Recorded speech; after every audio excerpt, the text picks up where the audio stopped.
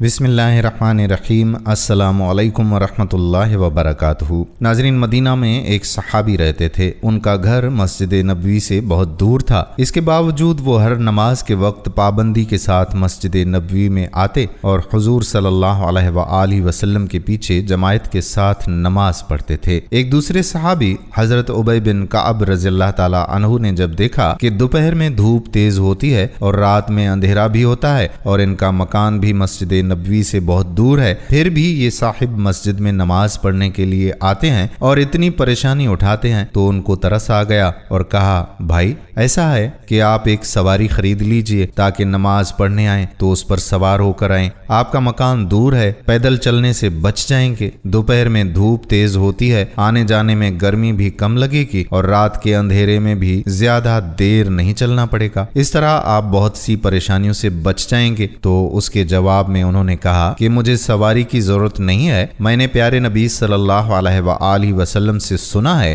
कि मस्जिद जितनी ज्यादा दूर होगी और मस्जिद जाने में जितने ज्यादा कदम उठेंगे उतना ही ज्यादा सवाब मिलेगा, और मैं तो ये भी नहीं चाहता कि मेरा घर मस्जिद के करीब हो जाए या मेरे पास सवारी आ जाए, क्योंकि इससे मेरी परेशानी तो दूर हो जाएगी मगर मेरा सवाब कम हो जाएगा। इस वाक़े की खबर हुजूर नबी करीम सल्लल्लाहु अलैहि वसल्लम को हुई तो आप सल्लल्लाहु अलैहि वसल्लम ने उस सहाबी को बुलाकर सारी बातें मालूम की। तो उन्होंने बताया कि या रसूलुल्लाह सल्लल्लाहु अलैहि वसल्लम, मैं ये जानता हूँ कि घर से मस्जिद आने और मस्जिद से घर जाने में जितने ज्यादा कदम हो अल्लाह ताला मुझे उतना ही ज्यादा सवाब दे। इसी वजह से इतनी दूर से मैं पैदल आता जाता हूँ और कोई सवारी नहीं खरीदता। हुजूर नबी करीम सल्लल्लाहु अलैहि वसल्लम ने फरमाया कि अल्लाह ताला तुझे उतना सवाब देंगे जितना तू चाहेगा। सुबहान अल्लाह। दोस्तों, उस सहाबी को सवाब हासिल करने का कितना शौक था कि रात का अंधेरा, दिन की गर्मी, घर दूर है फिर भी सवारी नहीं खरीदी